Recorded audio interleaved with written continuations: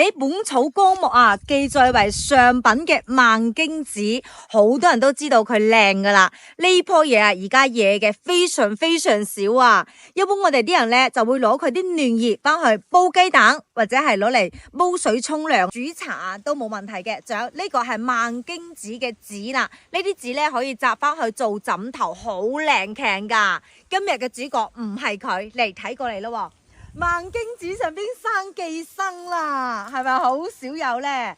萬經子寄生比萬經子啊好好多噶。呢棵嘢，尤其係我哋啲女仔啊，哇！尤其係生完 BB 坐完月呢，有時候啊一起風天呢就赤赤地嘅，係咪一定要備翻呢個萬經子嘅寄生攞翻去煲茶飲，真係非常非常靚強噶。嗱，呢棵寄生接落嚟可能都有斤幾兩斤重啊。今日萬經子就唔採啦，直接將呢啲寄生攞翻去。佢啲葉咧係非常非常光滑嘅，而且係價質嘅，非常厚，葉脈唔係好清晰。